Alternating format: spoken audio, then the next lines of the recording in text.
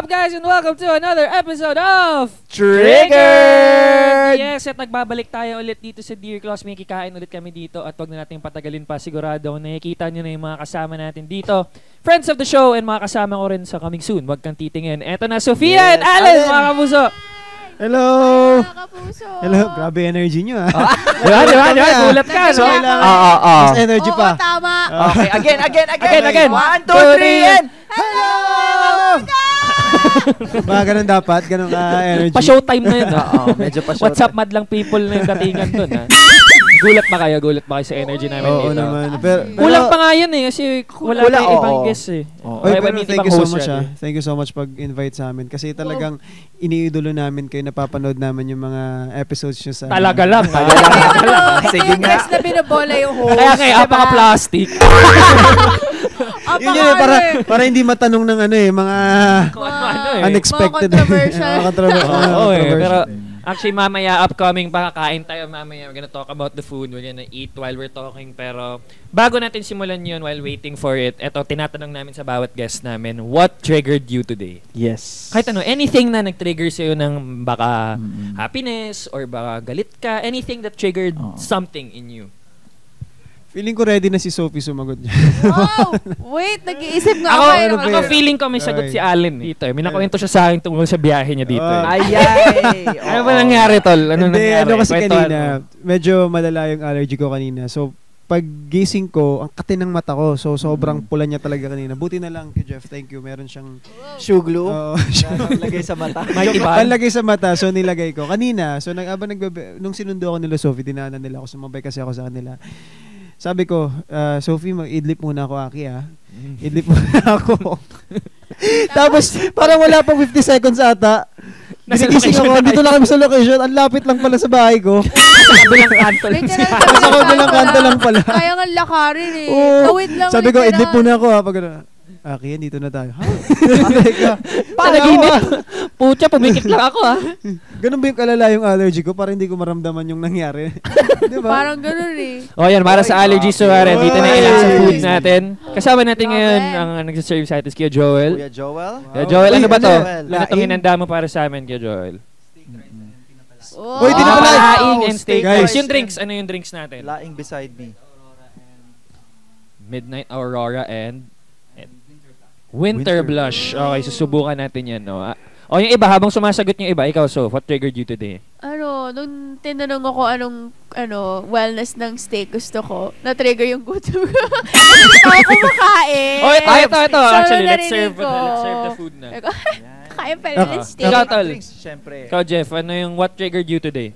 Ako akala ko kasi yung na-alarm ko 8, alarm ko pala 9, so medyo tumatakbo din ako papunta dito. Parang hingal ka kanina. Oo, medyo marathon ako eh. Ganun eh. Oo. Ako bigla ako kasi naka-fasting ako, bigla ako na-triggered sa laing kasi favorite ko talaga yan. Kasi syempre naman special recipe yan ng mga Bicolano. Go talaga, go. Kumain ka na, pare. Let's try it. Let's give our comments kung kamusta. Alam mo, kasi dahil syempre paborito mo yung laing, hindi ko nababawasan para sa'yo. Wow, napaka-considerate Pakainin naman. niyo yan kasi ayaw niya ng gulay. Hindi, considerate lang ako. Kumain ka ng gulay. Considerate lang ako. Siyempre, 3 lalaki kasama ko. So, ayaw mo ng gulay. So, na-trigger ka. Totoo ba ayaw mo ng gulay? Hindi Ayaw mo naman. ng gulay? Kumakain ako, Kumakain pero ka? luto ng mom ko. Okay. Pili lang yung mga Yes. At kinakain dahil mo. ayaw mo ng gulay, eto para sa'yo, Sophie. More gulay. Joel, Joke lang. pasok! More gulay. Oy, grabe. Oh, ayan na yung naka-trigger ng gutom mo. Tama. Wow. Ayan na yung medium well Yun yung hinihintay steak. mo. Ayan ang steak natin. Thank you so much Thank po. you so much, Kuya Michael. Thank you. Parang ang Thank PG ko you. sa amount na Ay, kasi ano pa to eh. Marami pang taking Okay. man ang mangyayari today eh. Okay. Habang kumukuha kayo ng food, let's go to our topic for today. Saktong-sakto na Team Jolly yung kasama natin. Kasi ang pag-uusapan natin yung love team culture o kilig culture sa Pilipinas. Ayun, oo In nga, general. no. So bago natin simulan, kayo ba, paano nyo ba i-describe or i-characterize yung love team culture dito sa Pilipinas? Kasi I think it's unique naman to the Philippines eh. No? Parang walang ibang wala sa ibang showbiz bansa. industry na may ganun. So kayo, how would you define it? Or describe it? Ako para sa akin it's very unique to the Philippines na parang mahilig tayong masyado tayong na-attach din sa nakikita natin sa screen. Feeling natin yun yung totoo talaga. So, alam mo, sa Hollywood or sa K-dramas, parang may partners sila and parang tayo rin may mga hope tayo. Sana maging sila and or parang, cute naman nila together pero parang dito sa Pilipinas talagang tinutuloy nila yung thought na yun. And actually, it's helpful naman din. Parang feeling ko sa showbiz industry natin, marami siyang natutulungan in a sense na marami talagang sumusubaybay pag love team. At saka cute naman talaga, masaya naman talaga yung trabaho. O kayo, how would you describe the culture dito sa Pilipinas? Ikaw muna. Susubo muna ako ng steak. ganun yung love team culture. Bigayan. Oh, wow. Medyo na-blanko ako dun kasi nakafocus ako kanina sa food eh. Siguro go Jeff, ikaw muna. Ako guest oh. Wait a minute. Before we talk, let's just talk about the food. I just had a bite. It's really good. Ako pa rin, sabi ko nga, hala. Hala, ang sarap. It's Tsaka so ang good. lambot. It's so good. Grabe ka, Dear Close. Wow. Wow. Maraming salamat.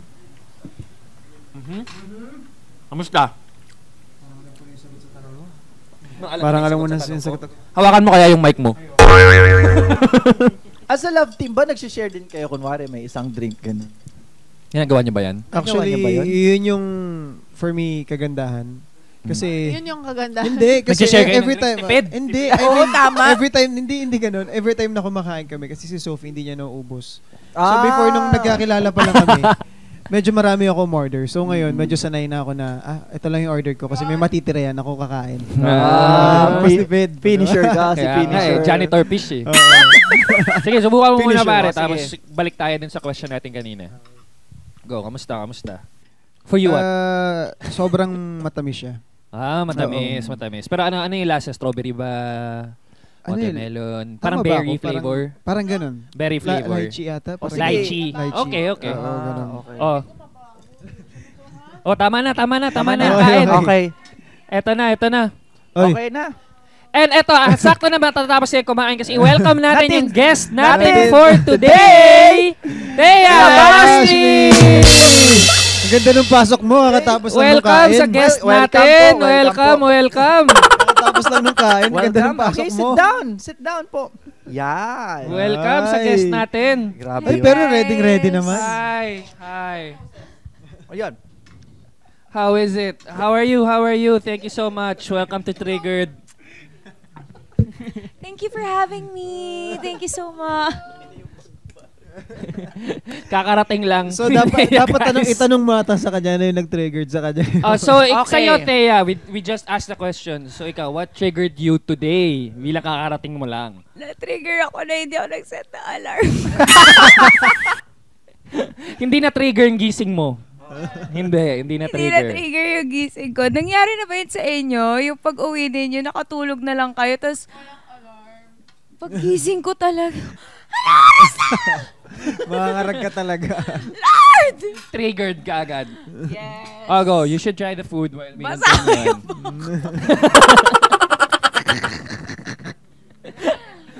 okay lang yun. Oo naman. Guys! Mga ka-trigger! Yes! Ganda ng pasok yun, no? Oy, ano ako like professional naman talaga ako. Sadyang late lang talaga natapos yung taping namin kahapon. So, pagpasensyahan nyo na, sorry. Hindi, naintindihan naman namin. Alam namin gano'ng kahirap sumayaw. At na-injure po ako kahapon. Yes. Namamagapoy pa ako ngayon. So, ayun. Kaya siya natagalan kasi naglakad siya dito ng injured. Joke lang. Go, kumain ka na muna dyan while we Okay, continue. ano ba You can catch up pinag-uusapan after. natin? Pinag-uusapan namin about love team team culture. culture sa Tinatanong ko sila, Pilipinas. like, how would you describe the love team and kilig culture in the Philippines? Siguro, syempre, tayo kasi mga Pinoy, mahilig tayo sa mga kilig-kilig eh. Mahilig tayo sa mga, kumbaga konting bagay, kinikilig tayo. Lalo We na, love. totoo, Yes. totoo. Tayo mga Pinoy. Kaya nga, di ba? Kapuso. Diba? Wow. Oy! Pasok ko Ayos, kayo diba? na. Ingit pa. Kasi- SLG, kita mo Nice sila. to summarize. Hindi kasi, totoo naman. Lalo na yung mga high school student. Talaga, sorry. Kahit hindi high school student, talagang gusto nila ng mga kilig eh. So, kumbaga bilang isang artist, nakakatuwa na mabigyan ka ng love team. Totoo. Kasi talagang nakakabuo ka ng maraming fans. Katulad namin ni Sophie na natutuwa kami kasi nag-start na magkakilala kami nung 2020, 2019, di ba? 2019. Tapos nagkaroon na kami ng mga fans noon, tapos pinipair talaga kami as love team. At hanggang ngayon, kahit yung iba may mga trabaho na andyan pa rin sila, para suportahan kami. So yung before, kunwari may mga events kami, di sila nakakapunta kasi wala pa silang trabaho, bata pa sila. Ngayon may mga trabaho na sila. Andyan sila. Lumaki na sila with Oo, you. para kumbaga. suportahan kami. Samahan ka Kumbaga, na nila. nakakatuwa kasi pag love team kayo, meron kayong mga solid na fans na talagang ipaglalaban kayo. Kumbaga, syempre hindi naman mawawala na may mga taong mag-hate sa inyo. Yeah. Pero andyan sila to protect you. Ipaglaban kayo na eto sila. Tsaka parang tradition na talaga din Yeah. yung love team sa atin. Yeah. Kasi tayo, aminado naman din tayo. Nung tayo, lumalaki tayo. May mga love team din tayo. Oo, ako Okay, big fan napitan. ako ng love Ako. teams eh. Ano ba yung mga love team niya? Syempre. Ano dati? Katniel. Katniel. Ako. Bigel. Jadine. Ayun. Jadine. Alda before. Lizkel. Alda. Alda. Josh Lia. Oh. Yung mga ganun eh, no?